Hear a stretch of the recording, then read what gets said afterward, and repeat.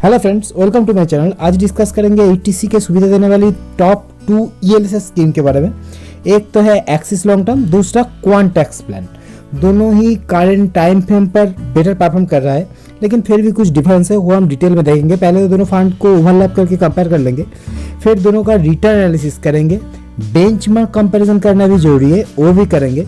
Then portfolio के अंदर घुसेंगे, 2 angle से पोर्टफोलियो को चेक करेंगे एंड पोर्टफोलियो से जो डेटा निकलता है, एक तो mean, HD, beta, sharp alpha जिसको हम रिस्क रेशियो कहते हैं, एंड पीईपी दोनों को चेक करेंगे। एंड करंट टाइम फ्रेम पर large cap, mid cap, small cap के परफॉर्मेंस के साथ इन दोनों का फंड को कैसे इफेक्ट कर रहा है वो भी चेक करेंगे। एंड अंत में ओवरलैपिंग इशू को भी हम डिस्कस करेंगे डिटेल में। तो पहले देख लेते हैं फंड वर्सेस फंड, फिर देखेंगे फंड वर्सेस उसका बेंचमार्क। तो देखते हैं axis long term versus quant tax plan. 1 year का चार्ट अगर आप देखोगे तो क्वांट बेटर परफॉर्म कर रहा है। 3 ईयर में एक्सिस पहले बेटर परफॉर्म कर रहा था, बाद में क्वांट बेटर परफॉर्म कर रहा है। 5 ईयर का चार्ट इंटरेस्टिंग है। पहले तो क्वांट बेटर परफॉर्म कर रहा था, फिर बॉर्डर मार्केट में करेक्शन स्टार्ट हुआ, दोनों का परफॉर्मेंस सिमिलर है। एक्सिस का परफॉर्मेंस स्टेडी है, लेकिन क्वांट नीचे आ गया करेक्शन के साथ, एंड अंत में क्वांट का परफॉर्मेंस बेटर है। सेकंड ऑब्जर्वेशन, जब मार्केट ऊपर जा रहा है तो क्वांट ज्यादा ऊपर जा रहा है, जब मार्केट गिर रहा है क्वांट गिर रहा है ज्यादा। ये वोलेटिलिटी के लिए हो रहा है, वोलेटिलिटी इसका कॉज है, तो इसको भी हम डिटेल में डिस्कस करेंगे। अब थर्ड ऑब्जर्वेशन देखो, 2017 में एंड 2020 में क्वांट का परफॉर्मेंस एक्सिस लॉन्ग टर्म से बहुत आगे है। ऐसा कैरेक्टरिस्टिक क्यों क्वांट दिखा रहा है उसको भी हम डिटेल में डिस्कस करेंगे। अब बेंचमार्क कंपैरिजन कर लेते हैं। दोनों का बेंचमार्क डिफरेंट है। एक्सिस का बेंचमार्क है S&P BSE 200 and quant tax plan का जो बेंचमार्क है वो निफ्टी 50। लेकिन ईएलएसएस स्कीम जो होता है वो मल्टी कैप का नेचर होता है। मल्टी कैप नेचर में तो बेंचमार्क निफ्टी 500 होता है। पहले ये समझ लेते हैं, एनएससी का टॉप 500 शेयर को निफ्टी 500 कहता है। उसके अंदर टॉप 100 शेयर लार्ज कैप होता है, वो Nifty 100, then 150 mid cap and 250 small cap. अब निफ्टी 100 में से टॉप 50 को निफ्टी 50 कहते हैं एंड नेक्स्ट निफ्टी 50 को निफ्टी नेक्स्ट 50 कहते हैं। निफ्टी 50 एंड निफ्टी नेक्स्ट 50 ये तो लार्ज कैप का बेंचमार्क है, लेकिन क्वांट एक मल्टी कैप फंड होकर भी निफ्टी 50 जैसे कंजर्वेटिव एक बेंचमार्क को फॉलो कर रहा है।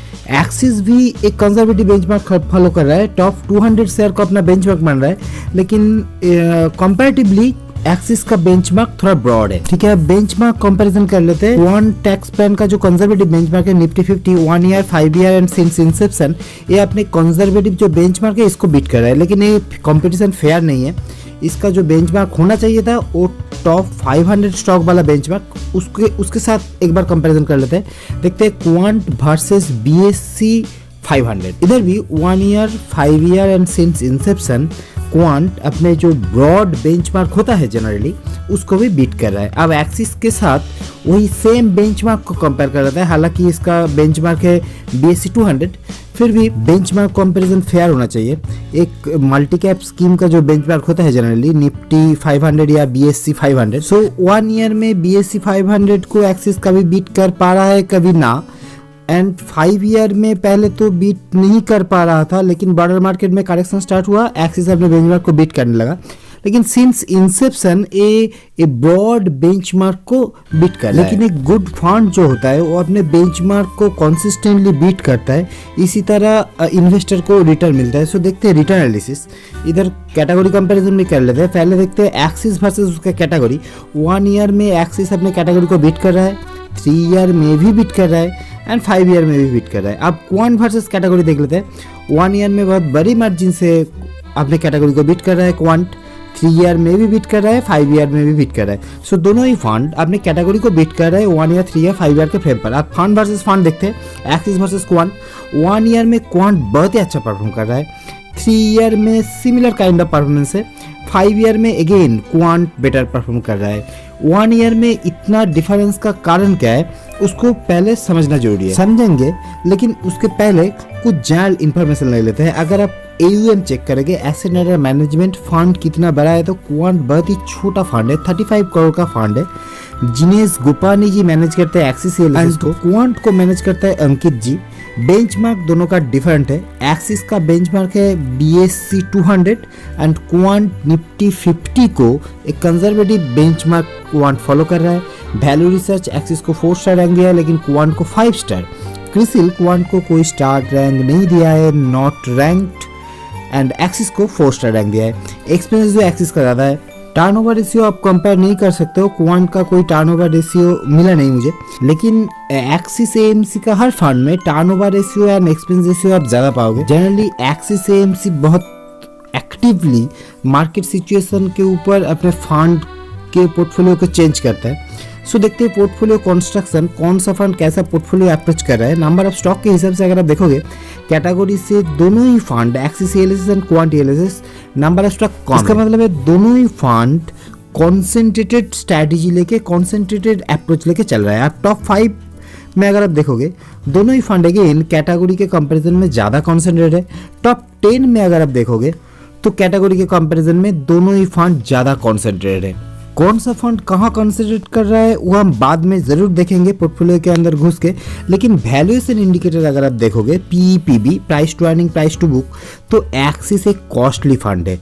इसका मतलब है एक्सिस जहाँ कॉन्सेंट्रेट किया है मार्केट के उस कॉर्नर में वैल्यूएशन थोड़ा हाई है क्वांट के कंपैरिजन में। अब portfolio construction and portfolio overlapping को डिटेल में डिस्कस करने से पहले एक बार रिस्क रेशियो के ऊपर फोकस करना चाहेंगे। रिस्क रेशियो में पहले देखते हैं मीन का मतलब एवरेज रिटर्न। अगर आप देखोगे तो कैटेगरी के कंपैरिजन में दोनों ही फंड एक्सिस एंड क्वांट दोनों ही फंड का एवरेज रिटर्न ज़्यादा है। अब एचडी बीटा को चेक कर लेते हैं। एचडी बीटा यानी वोलेटिलिटी इंडिकेटर, अगर एचडी बीटा ज़्यादा हुआ तो फंड ज़्यादा वोलेटाइल होगा। तो इधर इन्वेस्टर का मानना है अगर आपको रिटर्न सेम मिल रहा है तो लोअर एचडी बीटा आपको लेना चाहिए, इधर लोअर इज बेटर होता है। देखते हैं एक्सिस का एचडी बीटा कम है, फंड कम वोलेटाइल है क्वांट के कंपैरिजन में। वही हम 5 ईयर 3 ईयर एंड 1 ईयर में चार्ट में भी देखे थे पहले।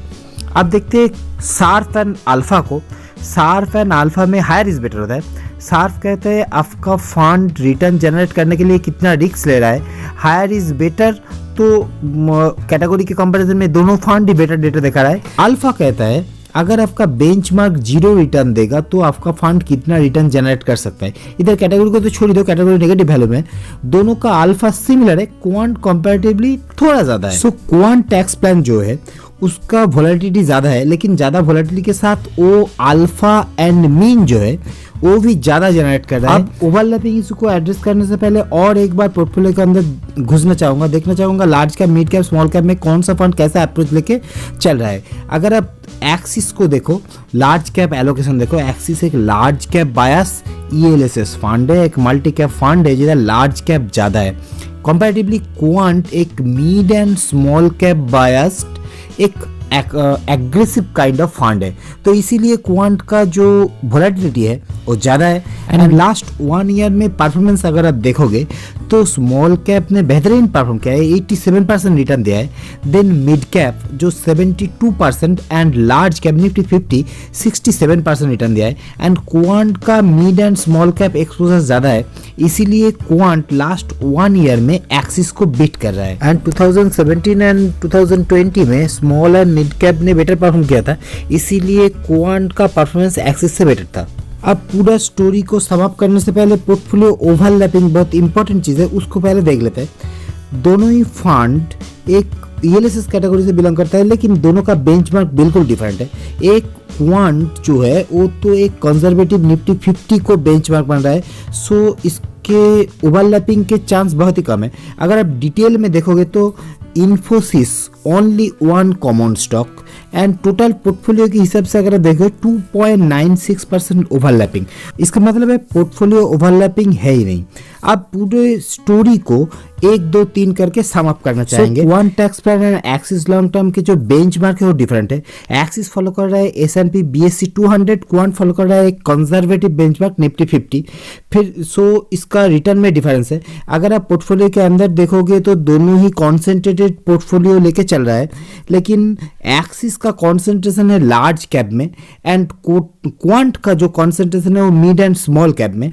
अब अगर आप रिस्क रेशियो को देखोगे तो क्वांट का जो mid and small cap exposure उसके कारण इसका वोलेटिलिटी ज़्यादा है, एचडी बीटा ज़्यादा है, लेकिन ज़्यादा मीन ज़्यादा अल्फा क्वांट जनरेट कर रहा है। वैल्यूएशन के हिसाब से एक्सिस एक एक्सपेंसिव फंड है, क्वांट कंपैरेटिवली एक चीप फंड है क्योंकि स्मॉल एंड मिड कैप के वैल्यूएशन अभी लो है। लास्ट 1 ईयर में स्मॉल कैप का जो परफॉर्मेंस है 87% small cap and 72% mid cap का जो रिटर्न है, इसके कारण क्वांट का रिटर्न ज़्यादा है एक्सिस के कंपैरिजन में।